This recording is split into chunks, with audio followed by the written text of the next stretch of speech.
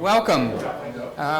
We're, I think, set for our next session, if everybody will take their seats. I'm delighted to be here. My name is Schlesinger. I'm a fellow at the Century Foundation here in New York. By the way, I think this is a notable time to be doing this panel on the UN's future and discussing what the likelihood is of changes at that organization. For the UN itself has just completed its own two-day session here called the Summit of the Future, dealing with these very same subjects we'll be discussing today.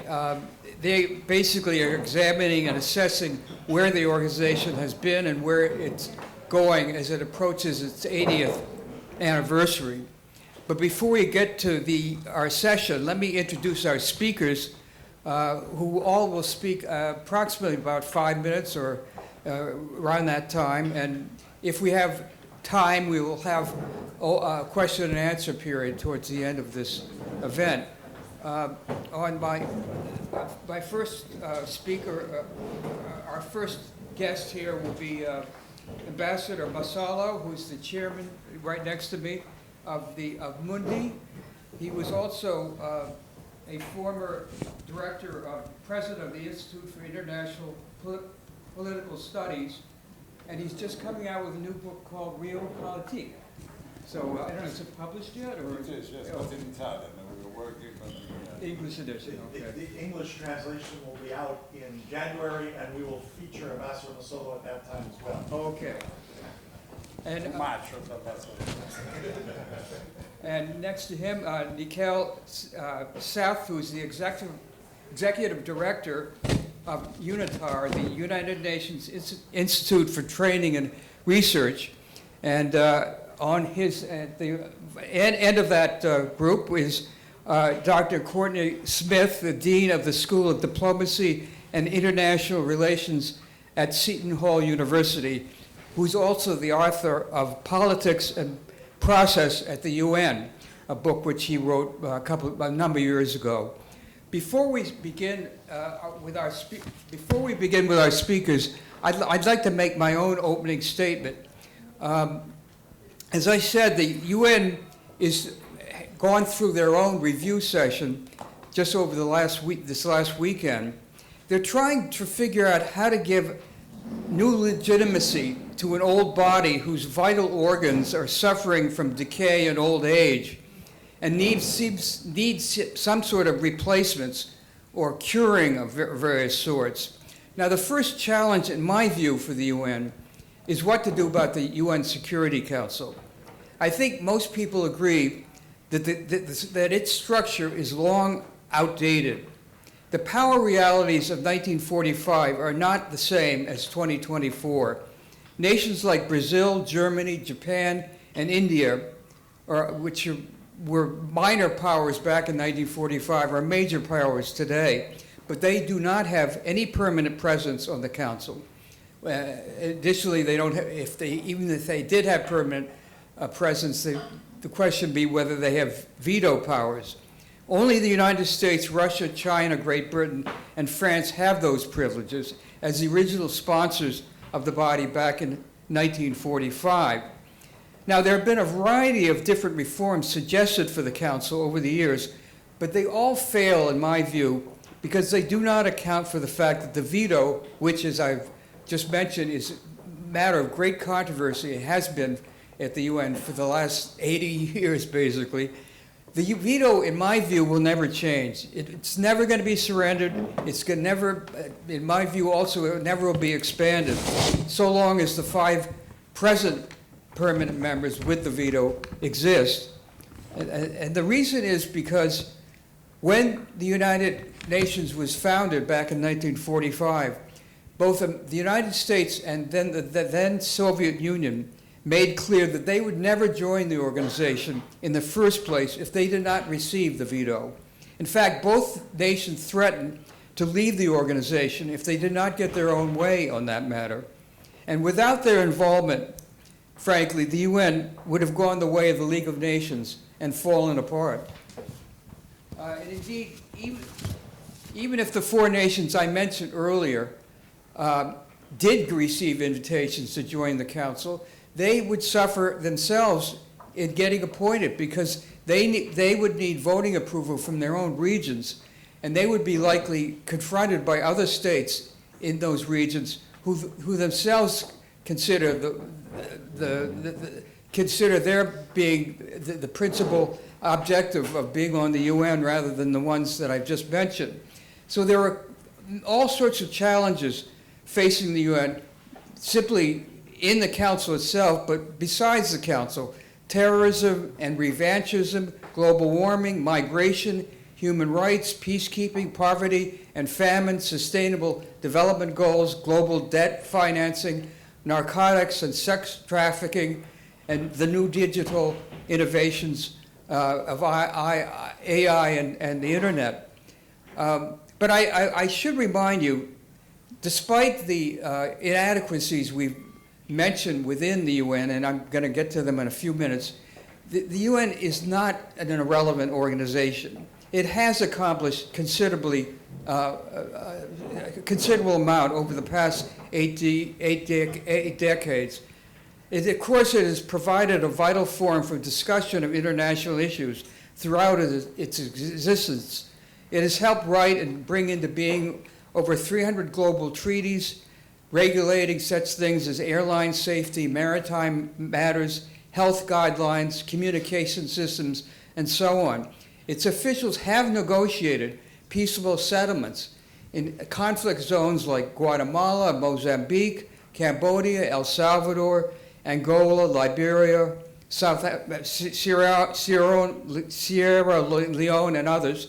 And it's still ongoing, providing peacekeeping forces, as noted in various ongoing conflicts today.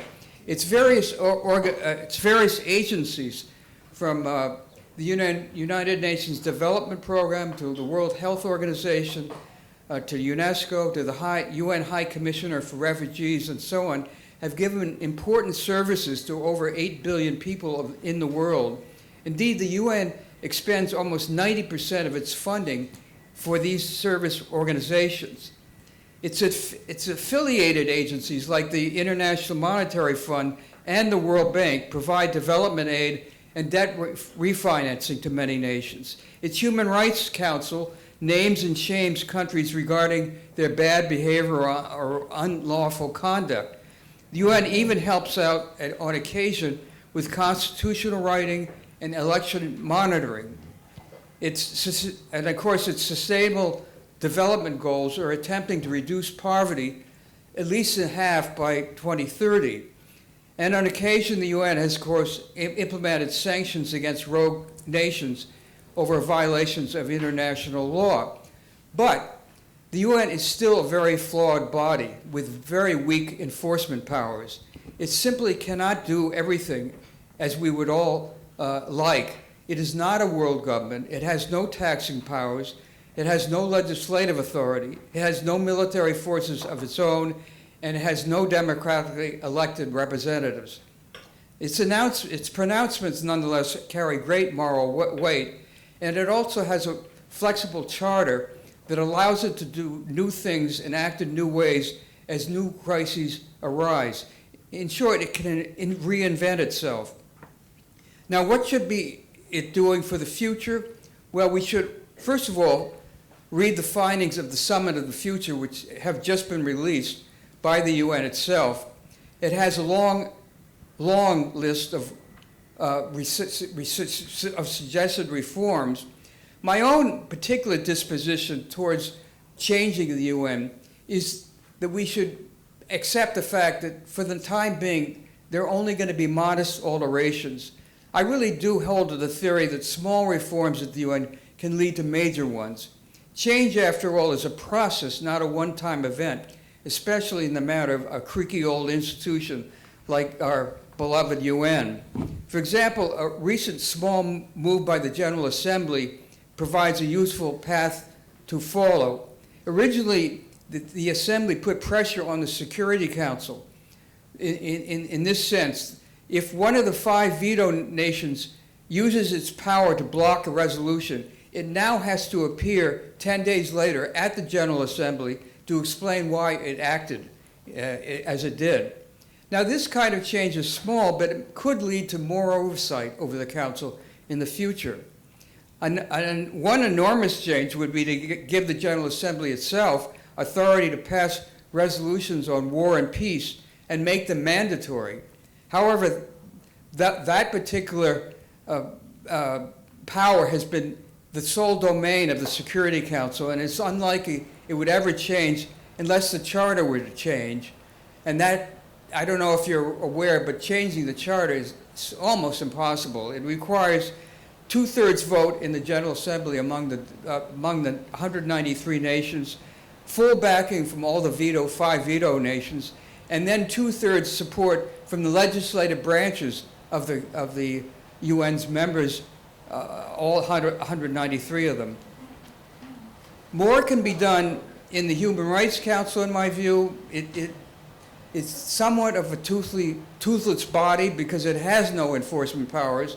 It does have special inspectors who go directly into outlaw states and expose crimes, but it really must do more if human rights is going to be emblematic of what the UN is all about. Another initiative might be to adopt a roadmap in the General Assembly for a future global tax convention to help spread the burden of aid for underdevelopment countries among all the member states.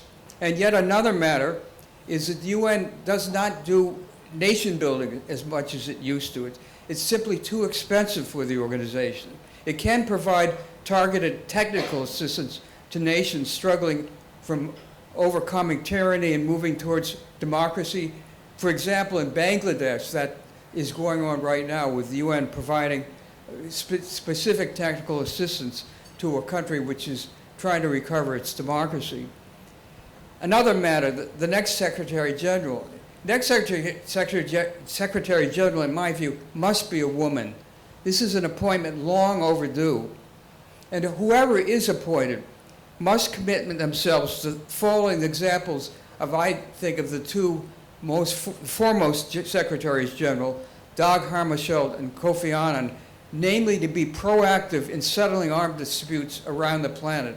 That means being directly involved in Ukraine and in all Syria and in the Gaza Strip and all the kind of difficulties that have not been solved by the major powers. They need the assistance of the UN in coming to some agreement there. Finally, the UN is bolstering and must bolster nuclear non-proliferation treaties and, in my view, push for no first use by nuclear powers. And one point some people make, why not have a parallel institution of an elected parliament to influence the UN? Well, those really are my final comments. I just want to make one reminder of a particularly troubling fact about the UN. Its annual budget equals about 2 days' worth of the America's Pentagon budget. In other words, this institution remains the most cost-effective way of bringing about peace in the world. So I thank you with that, and I turn to the Ambassador for his opening remarks. Thank you very much. Well, you said it all.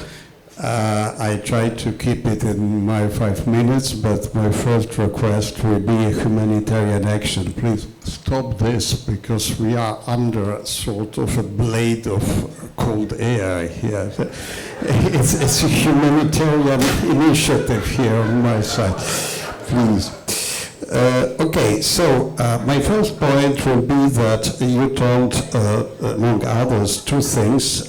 One, I will agree, that is incremental approach. Of course, Rome has not been built in one day, so if you start such an engaging initiative as reforming the UN and the UN system, you have inevitably to proceed incrementally. So yes. The second thing, well, and good luck, because it's a long trip, by the way. Second thing, I disagree. It is not just reforming the Security Council, and it is not just about the veto. Because Security Council nowadays is perceived by people that are not permanent members of the Security Council itself as an area of privilege. So if you start, as Ambassador Greenfield told last night, by enlarging in two categories, permanent and non-permanent members, in the eyes of the membership, you will do an operation of enlarging even more the area of privilege. And this would be a divisive operation, and I don't think that in today's fragmented international community you should add divisions to divisions. But this is, of course, my personal opinion. By the way, it is also the opinion of my Prime Minister, and she voiced it at the Summit for the Future last day. I'm not isolated. I just wanted to say, and there is a pretty huge number of countries that think along those lines. So be careful being yourselves the superpower. Second thing I would say, my second point is, as a matter of fact, multilateralism is not riding high nowadays, but it's not riding high maybe because exactly of what you said. That is, people, not only governments, but people, public opinions, tend to credit the United Nations as being sort of a world government. And as you rightly pointed out, the United Nations by no means are a world government, especially not now, in which period nowadays we are, thank you, I'm most thankful, especially now, when actually we are in the hands of governments that tend to think first and foremost not in terms of international community, but in terms of individual and national politics and policies. And this makes the whole multilateral system powerless, because we are accustomed to think about international organizations as if they had a life per se. There's not something like an international organization that has its own life. The international organizations walk through the legs of member states. And if member states are in a G0 situation, as Ian Bremmer would say, that is in an anarchic world, in a world without a leadership, with countries that really think about themselves first and foremost, about their voters first and foremost, well, you can't pretend something like the United Nations, to have a life by its own. The UN moves according to what the member states allow the United Nations to do. So my third point would be, okay, so from where to start in order to overcome this sensation of inadequacy of the multilateral system? Well, maybe the starting point should be to leave the international organization to deal with what they do best. And maybe what they do best are three things. One thing is policy orientation. That is G7, G20, UN. They don't decide. They orient policies. They coordinate policies. So let's try to enhance exactly this. Second thing would be involvement. Were better that in the United Nations, in the framework of United Nations, what a better container we should think of, if not this one, to involve all the meaningful actors to deal with a particular issue, not just governments, but ONGs, but big firms, big companies. Think about the big tech.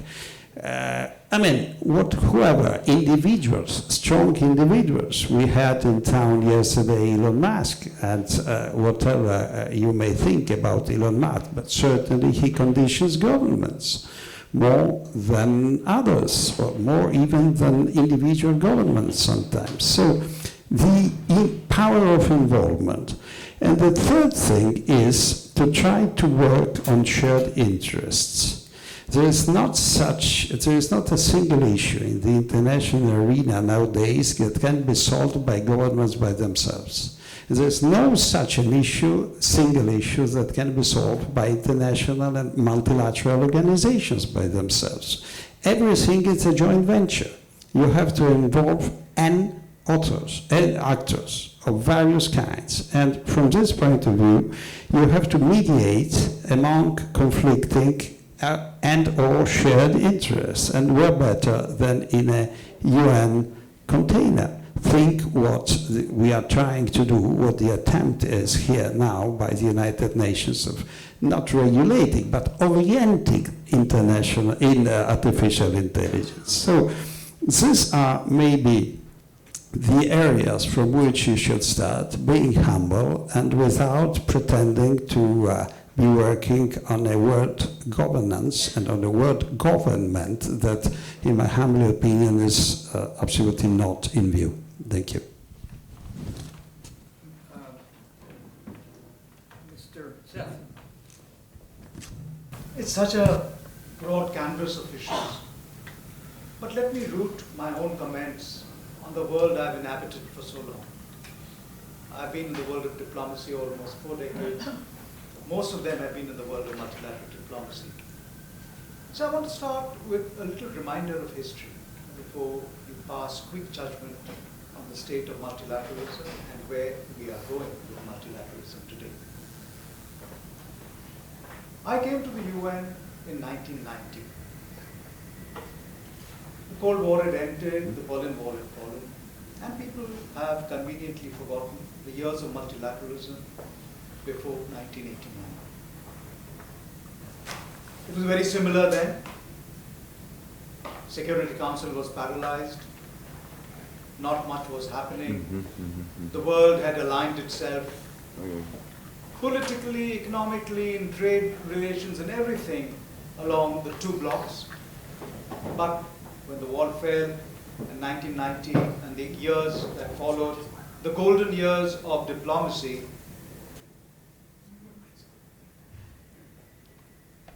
in the golden years of multilateralism, things started changing. If you all remember, the 90s, for example, saw summits which convened world leaders, presidents, prime ministers, crown princes, kings, queens, on all kinds of issues, on human rights, gender empowerment, environment and development, all kinds of issues which had never been looked at collectively before, so forcefully, with the engagement of the top leaders from every country. And when a top leader engages with the United Nations, his whole entourage, his ministers, the private sector, business, civil society, they all engage with the head of government. So that makes a real difference, and it made a real difference in the decade following 1990. So when you're passing judgment, remember the Cold War, remember what came after, and remember that multilateralism has its ups and downs. And yes, we are going through a down period, but this is not the future and fate of multilateralism. The United Nations and judgment on the United Nations depends a lot on the major issue of peace and security. And we've done miserably in the area of peace and security. Secretary General keeps reminding us that since World War II, the era we are living through today has the maximum number of conflicts the world has ever seen. The conflicts we see, there was references to Gaza, there were references to Ukraine, but there are so many other silent conflicts going on. And if you look at Latin America and the Caribbean today, the largest number of deaths, violent deaths, are actually taking place in drugs and crime and drug-related violence in Latin America and the Caribbean. Then you look at what's happening in Africa, Sub-Saharan Africa. If you look at the Sahel region, if you look at Sudan, South Sudan, If you look at a continent in conflict, we have really not done well as far as peace and security is concerned. But what else could the Security Council have done? Security Council is paralyzed. We know the tectonic shifts that have taken place between the big boys. And when the big boys don't behave, when big elephants fight, they say the grass gets trampled. And that's what's happening in many parts of our conflict-ridden world. But while this has happened, and I admit it, that and all of us in the UN are cognizant of the paralysis of the Security Council. And the trouble is that once the Security Council is paralyzed, it has a ripple effect on everything else the UN do. It has a ripple effect on WHO, it has a ripple effect on UNESCO, it has a ripple effect on all the other institutions which are more specialized. So the paralysis is very damaging to the entire working of the United Nations system. But multilateralism today, I don't have enough time to make all the points I want to, but I want to make the second point. My first point is, don't judge the United Nations only by the paralysis of the Security Council and the failure in the area of peace and security. There's much more else that the United Nations does. And you, distinguished moderator, have listed so many things that the UN has done, continues to do, and does well. But those get forgotten. I think what's going to happen now is the United Nations and multilateralism, as we know it, as a place where governments sit together, governments big and small, governments of different political hues, different political inclinations, sit together to thrash out solutions to the conflicts we face, not those conflicts, but the other crises that we face. That will change, and it is changing. Who is powering multilateralism today? And that's the second point I want to make. It's not governments sitting around a table. In my current work, I deal a lot with academia, I deal a lot with civil society, I deal a lot with business. And I can tell you, they are powering multilateralism like never before. In the issues that we deal with, in the issues of climate change, plastic pollution, gender equality, social inequalities, they are more motivated, I sometimes feel, in the meetings I have with them than governments. So what should we do now? I think the time has come for us to encourage those who are powering multilateralism and wait for a time when we're in a better position to get governments around that decision-making table. So that's the second point I wanted to make, that multilateralism is morphing, and we've got to respect the expression of we the peoples in the UN Charter. The UN Charter was not about we the governments, it was about we the people. And if there are enlightened businesses, if there are enlightened civil services, if there are civil society, if there are enlightened academia, we must give them grist to go ahead and power this new multilateralism that we are facing. In big general terms, the world is facing upheaval because we are not in a state of equilibrium. The Cold War was terrible, but the world was in a state of equilibrium. Everybody knew where they stood between the two blocks. That equilibrium has not yet been established. Until that equilibrium is established, we will have to suffer these pains of multilateralism. Technology and interests have become much more complex than ever before. A country pursues not only its political interests, but also its trade interests, its financial interests, problems with its debt if you're in a poor country, societal problems, gender equality issues, the stratification of our different societies in very different ways. And in that pursuit, we've got to remember that equilibrium from the big states will come only at a much later date. Until we have to struggle in our societies to create whatever progress we can at the national level. So I think as far as governments are concerned, the space now is shrinking as far as the multilateralism space is concerned, and they must focus increasingly on national prosperity, national harmony, and national equilibrium. So these are the points I wanted to make. And just to conclude, don't judge the UN by today's world. Judge it in the longer perspective of history. Look at the areas where the UN continues to do work, whether it's plastics pollution or the other so-called, they're sometimes called soft issues, but they're not really soft issues. Issues like climate change, human rights, humanitarian response. See the phenomenal humanitarian response from the United Nations over the past 4 or 5 years.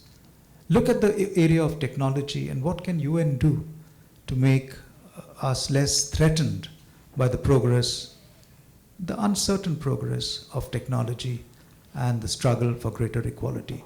So look at those areas where the UN and multilateralism can succeed, and look at the new forces that will power multilateralism and give them the energy to continue to power multilateralism.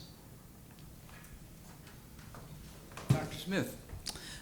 Thank you all. Good morning. One of the risks when you give a professor a mic is they can sort of go on and on. So I've got a few key points on my phone that I want to highlight to you. I'm trying to be like my students and talk off my electronic devices these days. The title of the panel is, well, first off, I do want to thank the Foreign Policy Association for hosting this event and inviting me. My very first experience with teaching was facilitating Great Decisions discussion series back in the 1990s. So just a plug for that series that Noel mentioned earlier. I also want to thank the fellow panelists. I was at Hyde Park, which is FDR's historic site over the weekend. I've been there several times. Great. Stephen's book is on the shelf at Hyde Park in the bookstore. We're one of the partners that Nikhil mentioned in terms of relationships with UNITAR. I also want to thank you all in the panel. I do know there is something else going on this morning, and you could be listening, for instance, to the Secretary General and President Biden speak, but instead you're here with us. So thank you very much. You'll probably be like me and reading it later on. So the title of the panel is Reimagining World Order. And when I think about reimagining, I think I want to be ambitious. I want to think of something that's revolutionary. My comments are going to be like the colleagues here, more evolutionary, and I'm mindful of that. One of the panelists earlier this morning mentioned that you weren't getting a lot of disagreement between them, and I don't think you're going to get a lot here either. I think we're highlighting different aspects of the same theme, that what we're talking about is that the UN is an indispensable body, but it's imperfect. It's evolved over time. It will continue to evolve. Do I see this as a moment where the UN is going to be fundamentally reinvented? I don't. But I do see change, and I see change moving in a positive direction. But what I see is a story of one step forward to take a couple steps sideways, and then maybe a step back, and then 2 steps forward. So it's not a linear journey forward, but I do think it's a story of progress nonetheless.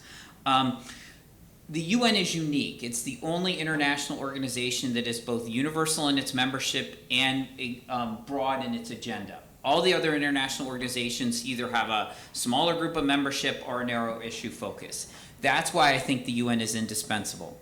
But it's not imperfect, but it's certainly evolved over time. Stephen mentioned that he's not optimistic about Security Council reform. I'm not optimistic on size and composition. Veto, who's in the council. Even though the US recently announced what you could call an evolution of their position, I'm not optimistic. I wrote an article, a book chapter about Security Council reform in the late 90s. I think I could change, say, Coffee Club to Uniting for Consensus, make a couple of edits. I'm not going to do this, but I could, and probably get it published again, because I don't think the underlying dynamics have actually changed all that much. But that doesn't mean that things haven't changed within the Security Council in terms of working methods and how countries interact, especially when it's chaired by one of the elected 10. So that's kind of the theme. And I want to highlight 3 key areas for you where I think the UN continues to evolve to the benefit of the international order.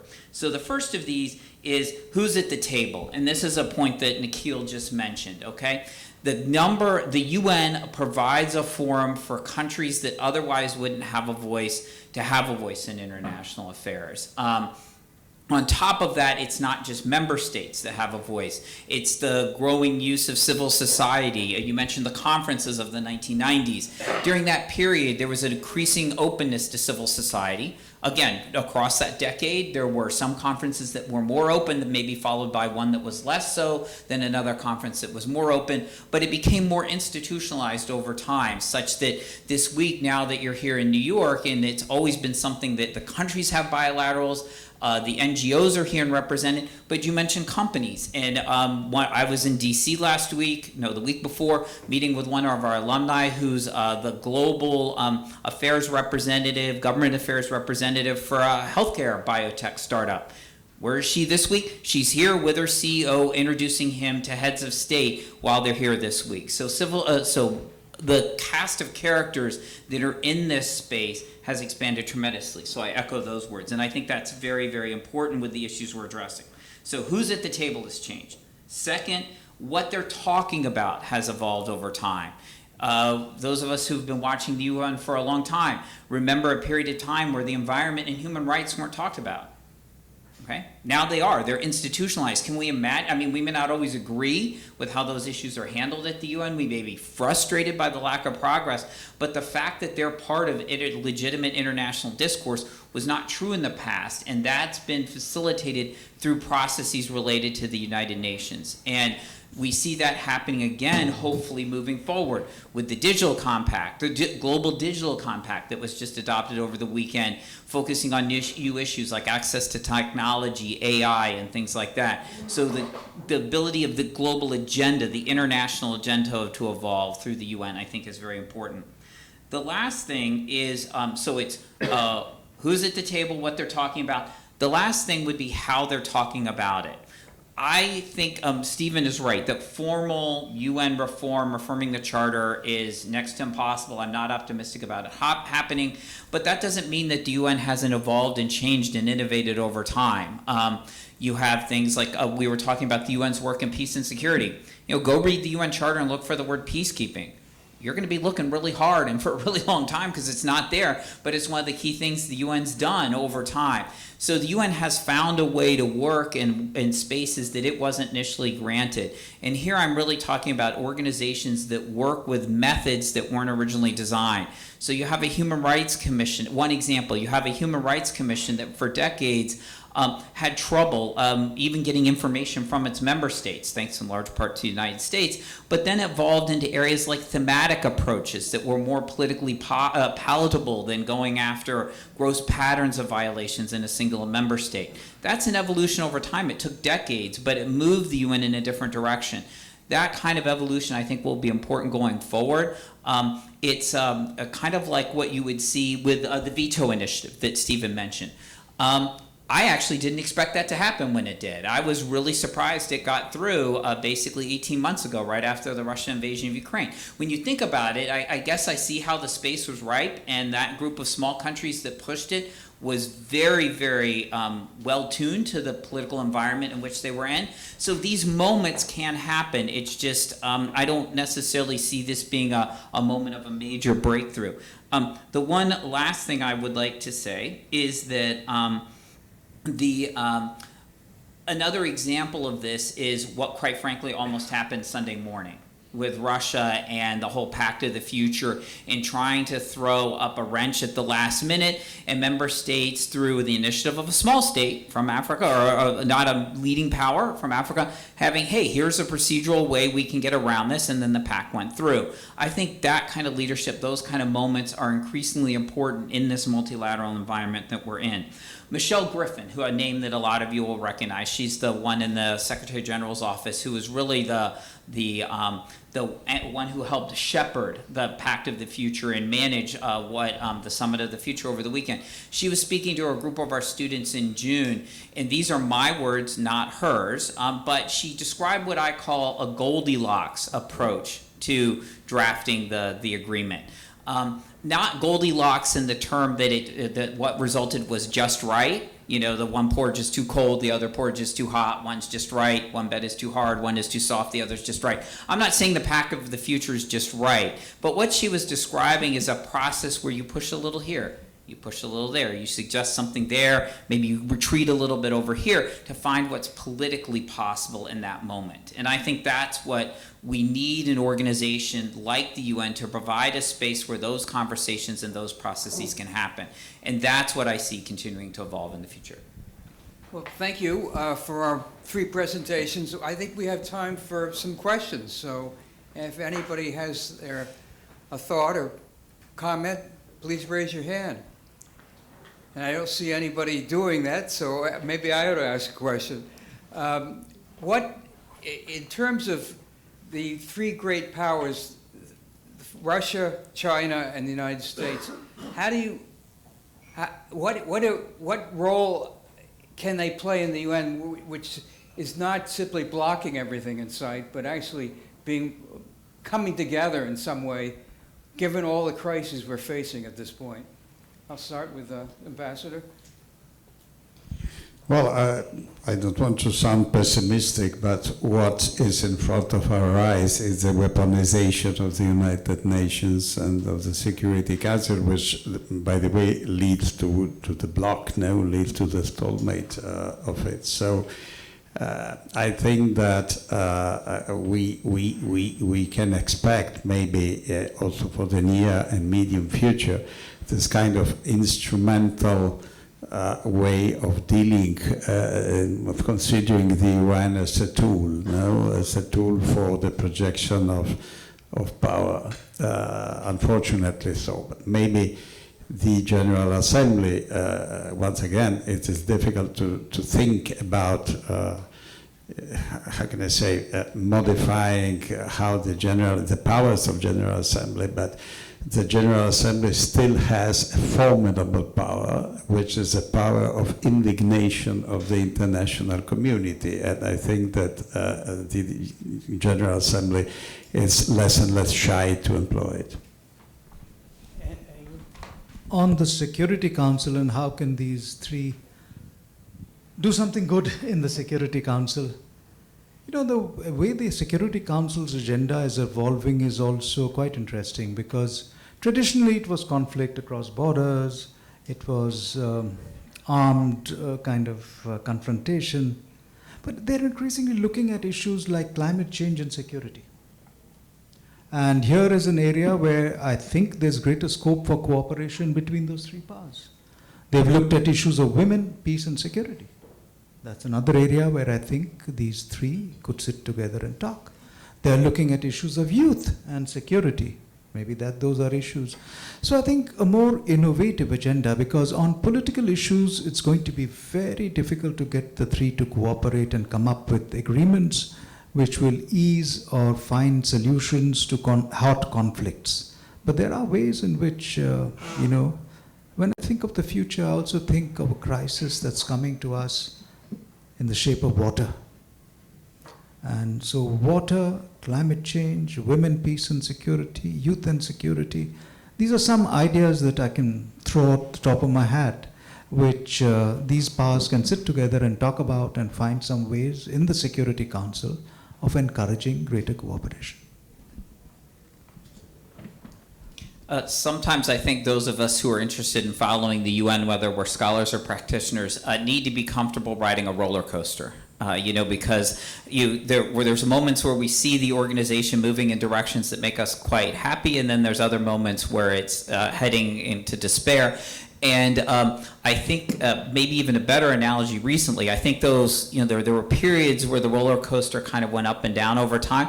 Now it seems to me there's so many issues on the agenda and the political climate is so divisive that rather than a roller coaster, it's almost like we're riding an EKG where it's going boop, boop, boop, boop, boop, boop, boop, boop, boop. So I think the only thing I can say to maybe perhaps expand on what was said already is that it's often the headline issues that govern our view of what that roller coaster or that EKG looks at. But when you take a major power, whether it's the United States, Russia, or China, they are interacting with each other and through the UN on many, many issues at the same time. And it's important not to let that one major issue or a few major issues cloud our judgment to the other engagement that's happening behind the scenes.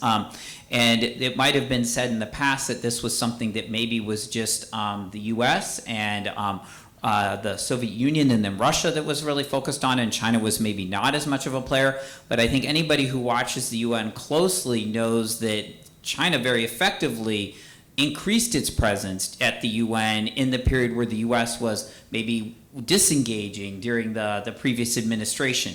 And so as a result, I really think all three countries have a lot at stake and are interacting on areas that are outside the headlines. And the more that we keep that in mind, I think we see a useful role for the UN to play. Thank you. Yes, question.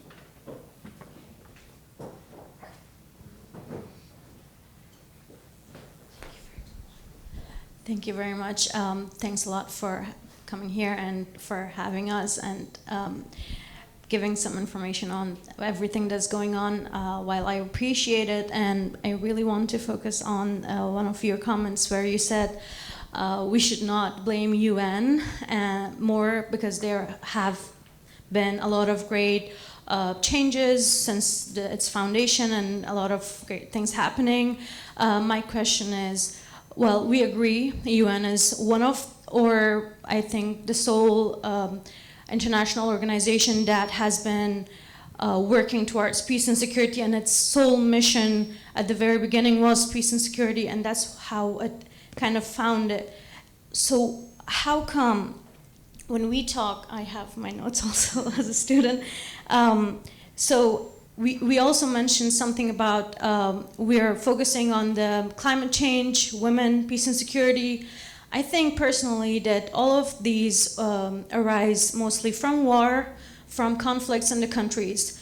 We have war going on in many parts of the world right now, and as a result of its weapons waste, we have maybe environment damage. We have women and children who are the most victims of these wars. So the question is, why we shouldn't blame UN when it was built on the peace and security notions at the very beginning, and why we shouldn't blame UN when we only rely on UN mostly because of its big power and because of its huge membership of almost all countries in the world. Why shouldn't we focus on the very little, not little, but the small things such as you said, plastic issues or some other issues which are not more important than the lives of people who are currently under attack in several countries.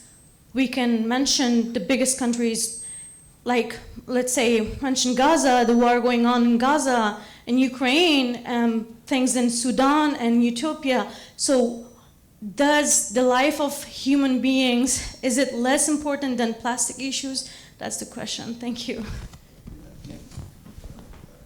You know, I understand the question, but the answer is very simple, because governments decide. Governments, the United Nations is a result of the decisions of governments. My colleague here works in the United Nations, and he represents the voice of hope.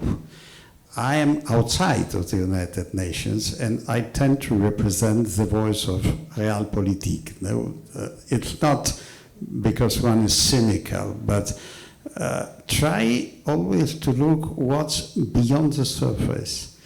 Beyond the surface is a struggle of interests, and it's governments that decide and that matter.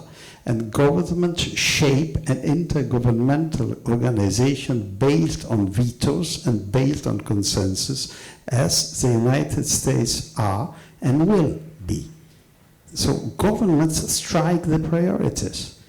And the international community and the public opinions have two weapons against it. One, as I was saying, the power of indignation. The second is the vote. And giving or not giving their support to individual governments in individual countries. And this is no matter where you are. When you're in a Western democracy, votes, parliaments control. When you're in a, if I may say so, guided democracy, is the power of the streets. And maybe sometimes the streets are less merciful than the voters, but this is for another debate, of course. Well, I would say what I've said before. If the multilateral system is paralyzed on issues of war and peace, don't come to the conclusion that we need to end multilateralism. Let's look at the whole slew of issues which come under environmental sustainability, electronic waste management, chemical waste management, pollution of our air, our soil, our water, plastic pollution. You don't see them directly killing people, but they are killing people, and they will shorten lifespans and so on. Can we make progress in these areas multilaterally? Can we have a convention around plastics? Can we do much more about management of electronic waste? Can we focus a little more on the circular economy? Can we, how many iPhones have we all owned? At least 7 minimum in our lifetimes. Have you ever wondered where have those iPhones gone? Which landfill are they in? And what is it doing to the toxicity of the land they're in? But there are ways in which you can recycle and take out some of the valuable chemicals. It's profitable business. So there are so many things that we can use multilateralism for and not be so crippled by the fact that nothing is happening on the peace and security front. There are many more issues. Human fears and human wants and human aspirations and human needs are much more complex than only fears about war and peace. Because if you look at the Sustainable Development Goals, they bring together human aspirations, human fears and wants and everything together. So let's focus on things that we can make progress on and not get so intimidated by the lack of progress in peace and security that we fail to do so many other things that need to be done.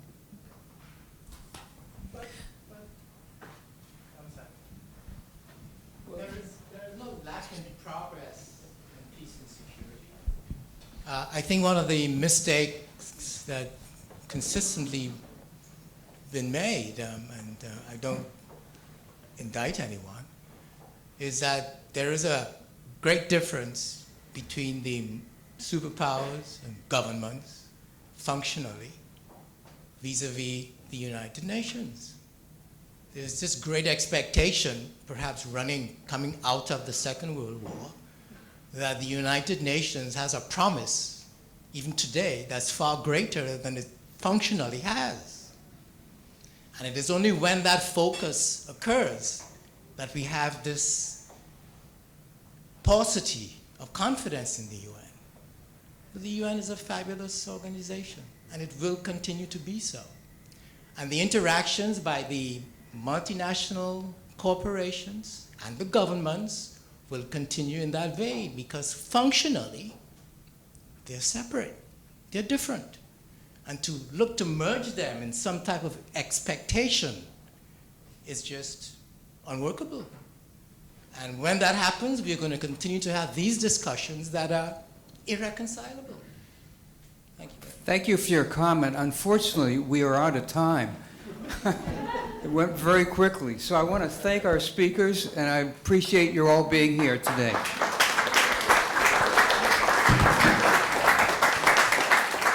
Seton, who is the Barton Biggs Professor of History at Yale University and a recipient of the Toynbee Prize for significant contributions to global history. Her books include A Search for Sovereignty, Law and Geography in European Empires from 1400 to 1900, and with Lisa Ford, Rage for Order, the British Empire and the Origins of International Law from 1800 to 1850. Her most recent book, which she will speak about today, is entitled They Called It Peace, Worlds of Imperial Violence. Please join me in welcoming Professor Benton.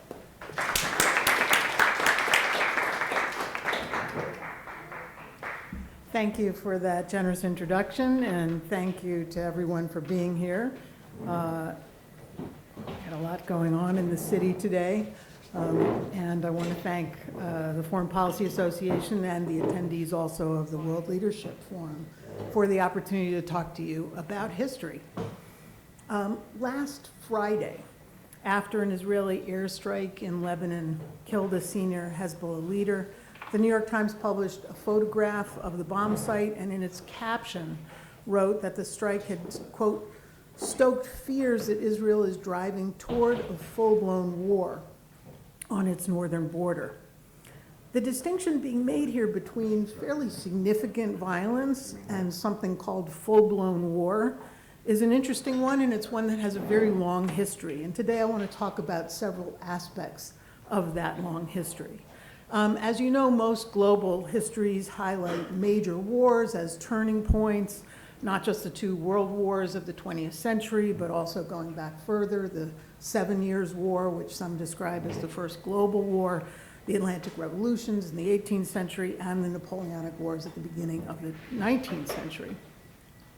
But small wars, peacetime violence, intermittent fighting, raiding, these and other forms of violence at the threshold between war and peace have been pervasive throughout modern history. They were especially visible and prominent as modes of fighting in empires in a long phase from about 1400 to 1900. And we've recognized and studied only a small sliver of this history. The term small wars is typically reserved for asymmetric warfare between conventional armies and guerrilla forces, and these conflicts really make up only a small part of the violence that's not classed as full-blown war. That violence was not thought of, for most of its history, as operating outside the legal order. Today we sort of think of these small wars as conflicts that are somehow seeping through the cracks of our rules-based international order. But there is a long history of thinking about legalities of this kind of violence. Today I want to share with you some of the key findings about this record, and I hope convince you that the history is worth knowing if we are going to confront the challenges of limiting war in the 21st century. So I'll talk about the history of ceasefires or truces and their relation to outbreaks of extreme violence, and then I'll say something about the imperial origins of violence aimed at protecting citizens and subjects, and the merging of self-defense and reprisal. From one angle, it's an uplifting story because it brings into sharp view the consistency with which participants in imperial violence and commentators about it sought to devise a theory and a practice of limited war. They were really very focused on the question of how to limit war. So rather than thinking, as we sometimes currently do, of this kind of gray zone of violence outside the rules-based international order, we can identify continuities of modes of limiting violence across time. From another angle, though, this is a disturbing history because it highlights how routines for limiting violence opened the door to extreme violence that then was classed as lawful, including civilian massacres and campaigns of dispossession and extermination. So I'm going to take you way back to begin. Let's begin with a puzzle. In 1512, a jurist on the Council of Castile, Juan López de Palacios Rubios, supplied the Spanish crown with a statement to be read by Spanish conquistadors before they attacked indigenous Americans. And it went like this, in part. If you submit, we shall leave you, your wives, and your children, and your lands free without servitude, and shall not compel you to turn Christians. But if you do not do this, we shall powerfully enter into your country, and shall make war against you in all ways and all manners that we can, as to vassals who do not obey. Now, even at the time, this statement was a subject of some controversy. The famous Dominican critic of the Spanish treatment of the Indians, Bartolomé de las Casas, commented that the requirement was often read, as he put it, to the trees. It was directed to indigenous Americans who were far away and in a language that they didn't understand. And scholars have debated its legal origins. One interpretation suggests that it had similarities to jihadist doctrine and actually was coming through the influence of Muslim law in Iberia. because it justified violence against non-believers. And others locate the foundations of the requirement firmly in Roman writings and then medieval writings on just war. But the requirement at the time, although somewhat controversial, was not an odd instrument in the 16th century world. It fit really snugly within the legal logic of a world of raiding, truce-making, and capitulation. And it offers a kind of snippet view of a wider landscape of imperial violence in which serial truces gave way with disturbing regularity to lawful, sudden slaughter. So to show more clearly how this worked, or how some of it worked, I like to begin with the dynamics of raiding and truce-making in the long, multi-sided conflicts that Iberian historians used to call, in the Iberian Peninsula, the Reconquest or the Reconquista. But they've recently begun to show that the intricate politics really can't be understood through the lens of a crusading Christendom. Frontiers on the Iberian Peninsula were fractured. They were not defined simply by religious opposition. Both Christian and Muslim rulers reached across religious lines to form alliances. At times they attacked co-religionists or hired mercenaries without regard to religion. My colleague at Yale, Hussein Fancy, has a wonderful book called Mercenary Mediterranean, which is about the hire of Muslim mercenaries by a Catholic king to fight against other Catholics. So the importance of truces emerges very clearly, in particular in the long war leading up to the conquest of Granada in 1492. It was a big year. There were an astonishing, in about 150 years, 74 truces signed and then broken. The first truce, or tregua as they called it, was signed in 1246, and in that agreement, Muhammad I of Granada declared himself to be a vassal of Fernando III of Castile and to pay tribute to him, and Fernando recognized Muhammad's authority within Granada and its territories. And the truce was specified as having a duration of 20 years, although, in fact, the temporary peace ruptured after 18 years when Muhammad joined a rebellion of Moriscos, or Christianized Muslims, against Castile. Now, each of the subsequent 73 truces reworked elements of previous agreements. New truces were signed were negotiated when signers died, and there were even stopgap truces to allow for the negotiation of new agreements. Raiding typically continued right during the truces. So there was never really anything like a stable peace. There's a sort of ongoing raiding that was happening at a low level, even during these periods of unstable peace. As in this case, most campaigns of conquest in history were structured around serial truces, or unstable bouts of peace against the backdrop of perpetual war. It's important to note that truce breaking carried a sharp emotional charge, and it fueled the fury of combatants, urging them to engage in extreme violence, especially or including against civilians. Truces were backed by the honor of parties. Violations signified private ruptures very often, repudiation of the common good, and a stain on reputations for piety. So not surprisingly, it was very rare for anybody to openly declare the intent to break a truce. Instead, the breakdown of a truce began at the moment of retaliatory actions that served to announce accusations of truce breaking, which was regarded as a kind of betrayal, right? So in early empires, superior forces then routinely demanded capitulation and tribute. You sort of came up to the walls of a city and said, would be a good idea to surrender now or else. And at that point, there were decisions to be made in the town. If the other party either failed to surrender or agreed to peace, but then reacted with violence later, it was considered perfectly lawful for the stronger party to attack. And because they considered the other side to have violated the peace, they were justified in and really energized about striking with brutal force, even against civilians, so they could enslave civilians, plunder at will, and so on. Now, the historical record is peppered with cases of massacres that were perpetrated by, under these kinds of circumstances, by one side armed with the argument that the other side had broken the truce. And lest we think that this was a pattern that was reserved just to Iberian empires or Muslim empires, consider just an example from British North America. A 1637 war between the English and the Pequots featured a massacre of hundreds of Pequots, including women and children.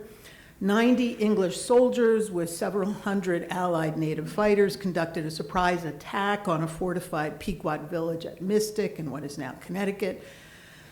And after setting the wooden dwellings of the town and its palisades on fire, the soldiers posted themselves at opposite ends of the palisades to kill anybody who was running out from the flames. So between 400 and 500 Pequots were slaughtered, and the few captives that were taken, or then there were other captives, other Pequots who were chased and taken prisoner after that, were mostly enslaved and sent for sale to the Caribbean. So a close look at the lead up to the massacre shows that the English had accused the Pequots of failure to capitulate when they were offered peace terms in Boston. Complaints about Pequot intransigence circulated alongside rumors that the Pequots were actually planning a war of annihilation against the English. They were engaged in a lot of raiding at the time. So just before the massacre, the English had sent an emissary to deliver an ultimatum and a warning. Not unlike the requirement, it demanded peace on invaders' terms and promised war if the Pequots failed to submit. Colonists later claimed that they had in effect been forced into war by Pequot's refusal to make peace.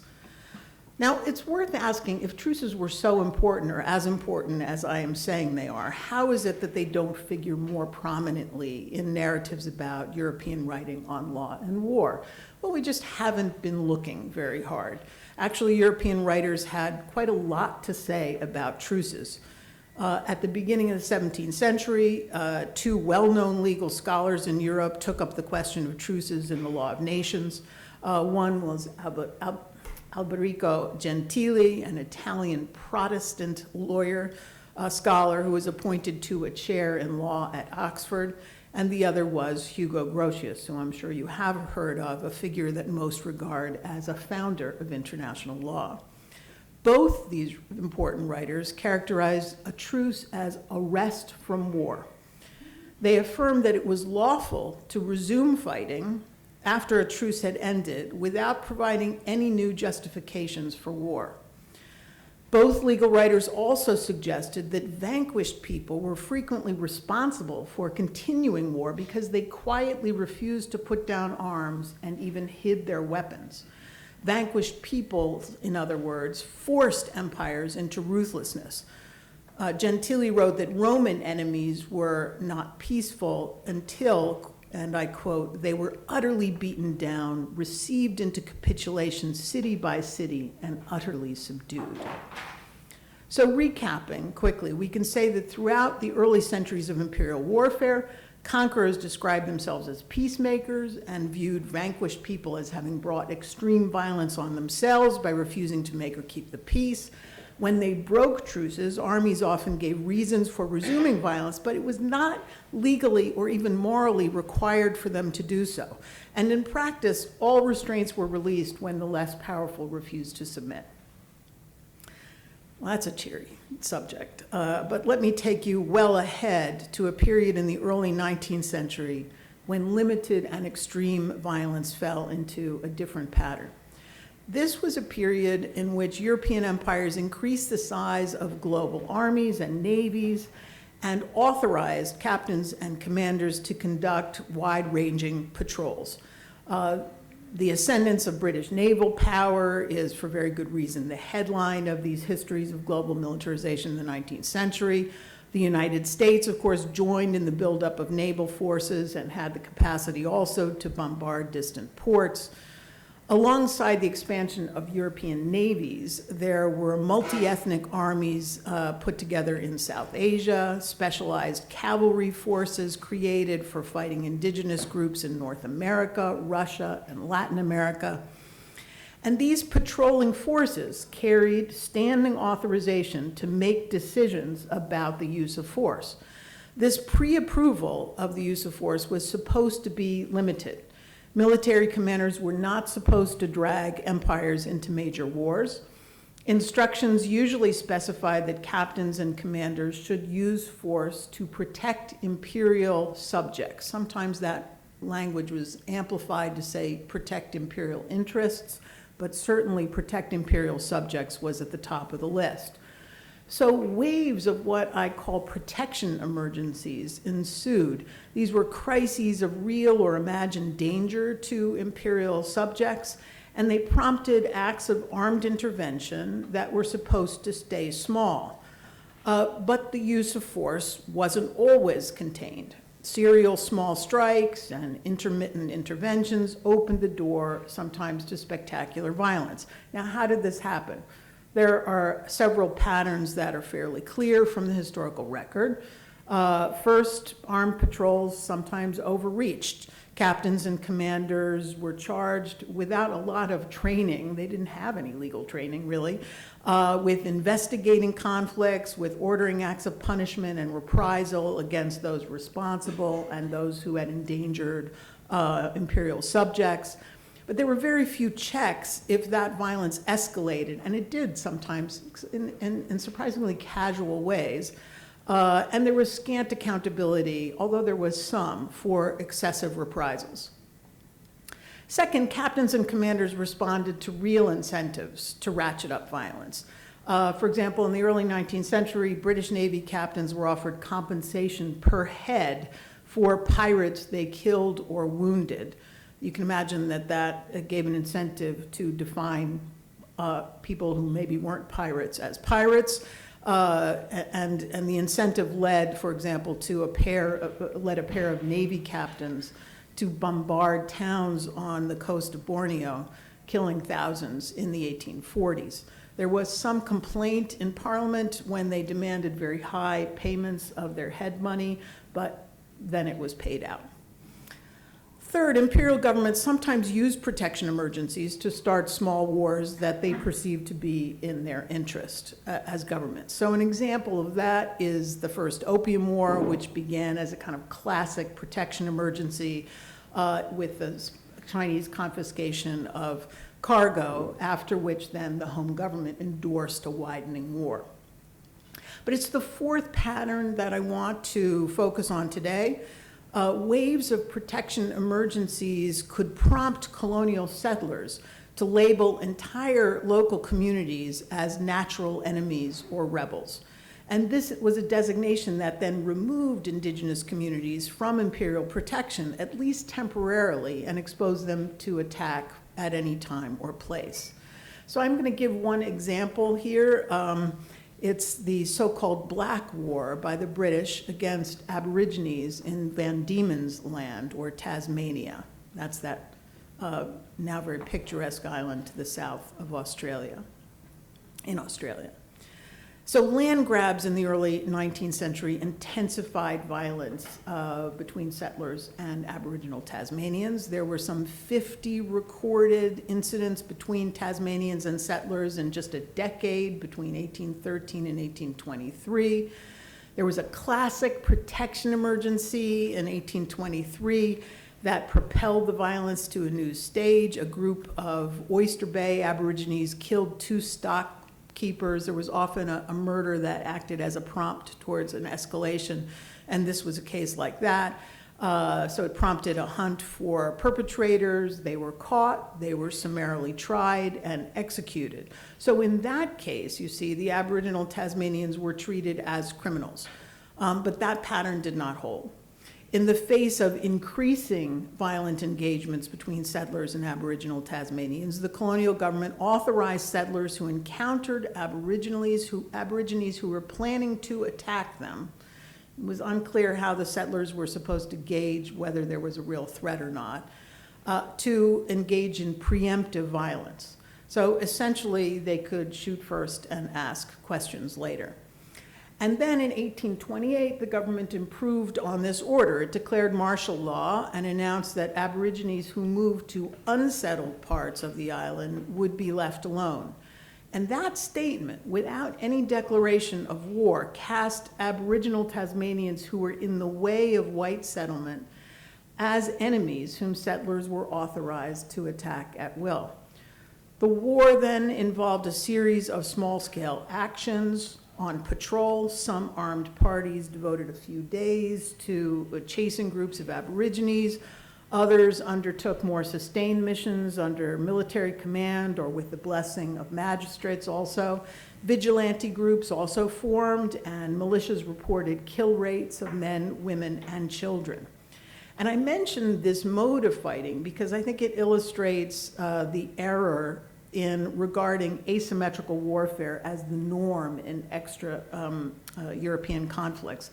A lot of imperial fighting was decentralized and carried out by irregular forces also. And one further point, the imperial government, colonial officials, and settlers were often aligned, but there was also some space between their positions. Some officials described the war actually as a necessary alternative to an otherwise uncontrolled war of private persons, as they called it, by unruly settlers. That is, they said because white settlers were so violent themselves, the colonial government had to organize violence against the Tasmanians. So publicly backed atrocity, in effect, was defended as essential to rein in private atrocities. The patrols delivered hundreds of captives. There was no clear way to define their status under the law, though. This was not an open war. Captive Tasmanians were recognized neither as rights-bearing subjects of the empire nor as prisoners of war. And the uncertainty of their status proved momentarily, at least, awkward as the government prepared to move the Tasmanians to the Bass Strait Islands in exile. Local officials settled on describing them as voluntary exiles, and then almost all survivors were removed from their homeland between 1830 and 1835. And a second footnote to the story is that Tasmanians also toggled between appealing to British authorities for protection as subjects and representing themselves as independent people at war with the British. This oscillation on both sides between war and peace, between, on the part of the British, defining Aborigines as rebellious subjects or natural enemies, these modalities formed the legal framework for a small war that shaded rather quickly into a campaign of dispossession and extermination. Now, early international lawyers recognized the poverty and contradictions of this sort of legal framework for serial small violence, and they sought to do better. 19th century international lawyers struggled to define imperial violence using whatever available language they had, and they began to describe a category of measures short of war, as they called it, including acts of intervention, reprisal, and emergency. They also recognized, though, that many small wars did not fit neatly into those categories, and they began to describe imperial violence as kind of hovering between intra-imperial policing and war.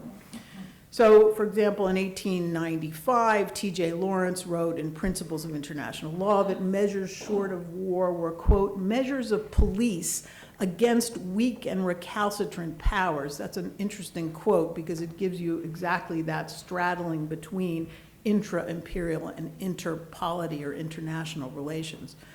Karl von Clausewitz, the famous Prussian writer on war, called this same phenomenon, and I quote, tame and half-hearted war, or in other moments he called it armed neutrality. So this was a position, as I said, about the sort of how to describe violence that was sort of partly inside but partly outside empires and partly inside, partly outside the global legal order. Now we're in another phase altogether of the history of the laws of war and the history of international law, as you all know. In the 20th century, the Geneva Conventions and other efforts to regulate warfare began to take shape, You know, we can say that we have another sort of rules-based international law about war and the prevention of war. But ambiguity remained about which actions might be counted as lawful interventions by global powers, and uncertainties about the legal parameters of peacetime violence, ceasefires, civilian harm, and the right of quasi-states to make war also have persisted. So just a quick summary of what I've recounted so far, and then some final reflections. Here's what the tour that I've given you. A constant threat of extreme violence and an imagined state of perpetual war formed the background to serial small acts of violence in European empires across these many centuries. Also across periods, acts of violence outside a state of war were justified in terms of very often self-defense, necessity, or the defense of order, or the restoration of peace. Imperial agents laid the blame for violence on populations that failed to make or keep the peace. And Europeans toggled between representing antagonists as rebels or enemies, and those forces in turn alternated between portraying themselves as loyal vassals or subjects who deserved protection and insisting on the international character of conflicts and the right to take up arms as autonomous political communities or as states in formation, right, communities that would be states. So despite the very real accomplishments of the 20th century to regulate war, we're still living in the shadow of this long history. The question of how to limit and contain war is very much with us. We don't have a very good way at it, as recent events have shown. And imperial languages and practices are still very present also. I imagine that as I've been speaking, you have been thinking about some present-day analogs to the histories that I've been describing. Perhaps the clearest example, I think, in the recent period of imperial discourse in a current war is in Ukraine. Right? Putin insisted that the Russian invasion of Ukraine was not a war, as you remember, but a special military operation.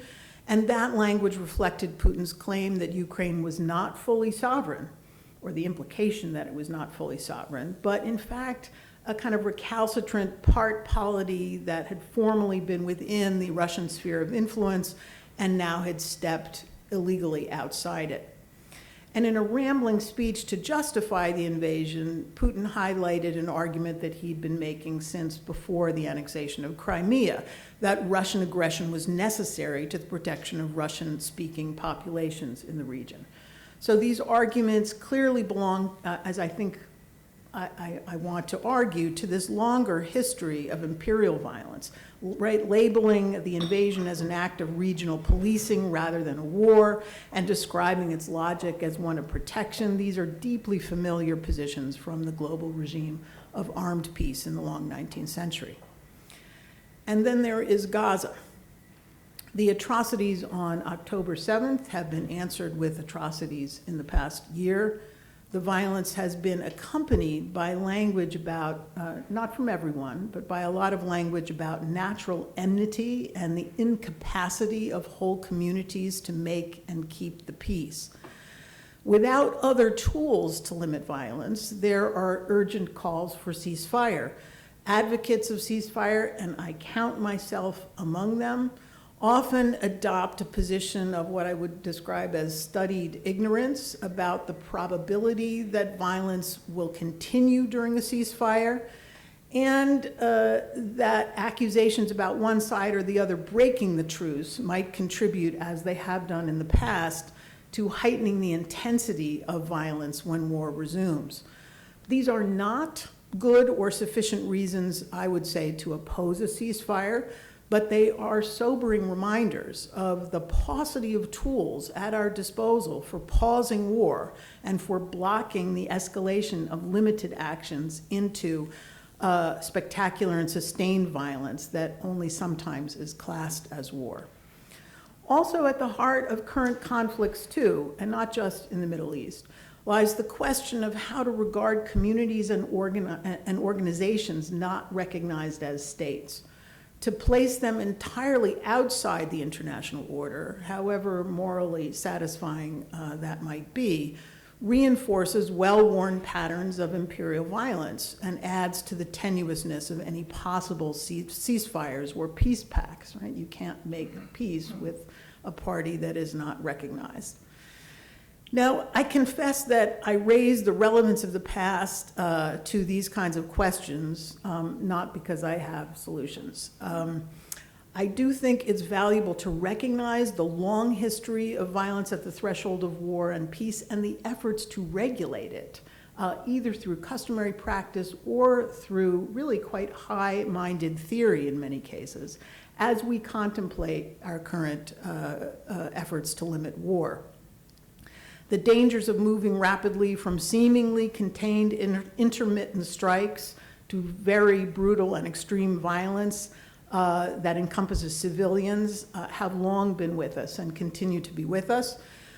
If there's one clear takeaway, I would say that we should be highly, highly skeptical of anyone promising to know how to keep small wars small. Thank you.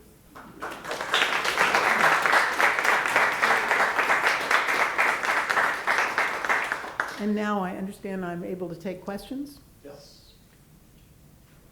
I wonder if I might begin by asking whether the technologies such as drones and AI determining who the targets are, how you feel the current situation will be affected. Do you see it creating a qualitative difference, or is it still possible to go back to one of your colleagues at Yale, as I recall, wrote a monogram about Rome and Carthage and described the obliteration of Carthage as the first genocide 2,000 years ago. Maybe it doesn't require a very high advanced technology to eliminate. Well, I have to say, I was thinking about this quite a lot as I was finishing this book, because here I am writing about the instructions to remote captains and commanders who are carrying authorization to make war or to use limited force. And at almost the same time, we were kind of facing this moral and legal problem of what to do about drone strikes that kill civilians. And we are still in that world. And it was interesting to me that part of the response to this was to try to think about the level at which the targeting decisions were actually approved, right? So if you recall, the Trump administration sort of pushed that down. The Biden administration pushed it back up the scale of who was in authority, who was making the decisions. I think the impulse to push it up the ladder was one of recognizing that these decisions had to be made with sort of greater forethought. It is, however, really disturbing what we continue to see with small warfare and civilian casualties, not just from drones, but from the air. And a colleague of mine at Yale, Ona Hathaway, is working on what she's describing as a kind of new doctrine that is emerging in practice of dual, what does she call it, dual purpose objects, right? So places that are hospitals, but they're also maybe sheltering fighters. And, you know, so similarly to the way that small violence was being regulated in earlier periods and talked about the legalities of it, there is a conversation about how this should be happening and when it should be all right. But at the same time, I would like to point out, there is a kind of behind the curtain technology where the lawyers are consulting collateral damage tables, and that are pretty disturbing instruments, right? So they may be contemplating dual use objects and what the doctrine is, but at the same time, they're looking at a cheat sheet that is telling them how many civilians you can kill, you're authorized to kill for the value of the military target that's attached to them. I find that rather chilling. I don't know what to do about it. I think one of the things that we can at least do, and I think this is sort of the takeaway of my talk at the end, is to try to make visible the bases on which these sorts of decisions are made, and try to actually, I think pushing up the ladder of responsibility is a good thing, so that you don't have the equivalent of, you know, people who are out sort of as quasi-rogue actors making decisions that are really very consequential for civilian populations. Is this a resounding platform for reform? I'm not so sure. Is it even an effective possible platform of reform? I'm not so sure, but I think we can at least try to, you know, see what those doctrines are, those practices are that are regulating this kind of warfare. And because the alternative of saying that they're just outside the rules of our international order just seems to me historically inaccurate for the way conflict has worked, and also somewhat like a moral submission. Yes? Could you say something about the role of modern communications today? When you were talking about Tasmania, Yeah. 200 years ago with the British Navy, halfway around the world, it was obviously pretty well self-contained right there. Whereas today, everybody knows exactly what's happening all over the world. That's true. I mean, I have the kind of excuse of scoundrels to say that, you know, I am a historian. So I think there are probably many people in the world who are much more versed than I am in modern international law, who might have thought a lot more about this. I can tell you that in the past, it did make a difference when patrols were far away, commanders were far away. They had to be making these decisions and then narrating them afterwards.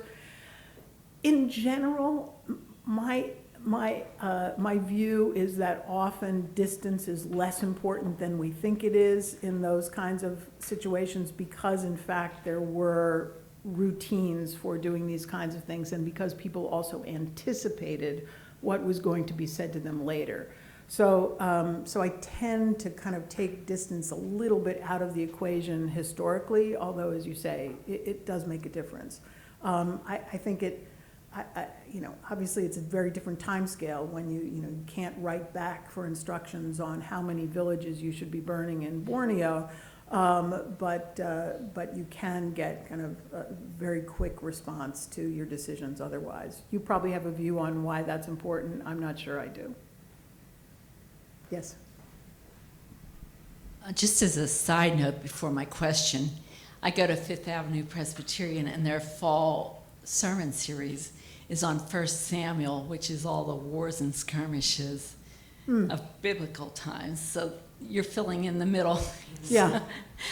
But my question is, yesterday's Wall Street Journal had an editorial that really, it was right on the top, slamming Biden's administration on its foreign policy and all the skirmishes around the world, and how the Biden administration, from Afghanistan through the wars in the Strait and all these, is due to our foreign policy. I know you're a historian, but I'd be interested if you read that and you have any I actually comment. did not see that, but I don't think any of these challenges or the background conditions to them are limited to the Biden administration's time. I mean, these have been longstanding issues, and the length of engagement in Afghanistan is a very good example of, people labeled it a forever war for a reason. It went on for a very long time. And it had, some of the characteristics over a long period of time, even longer than U.S. involvement there, of the situations in which I'm describing, where there's a lot of fragmentation of interests and fighters. An imperial power or series of imperial powers comes in, tries to create some kind of order and peace, but actually ends up making things worse. I mean, that was happening before the Biden administration. It was happening before the Americans got there. This is a long pattern. I think in some respects, as I was saying before, elements of the Biden administration have been attentive to some of the kind of micro-politics of judgments about when you make these strikes, but not attentive enough, I think, is probably what I would say. They called it peace, worlds of imperial violence. Thank you very much. Oh, thank you.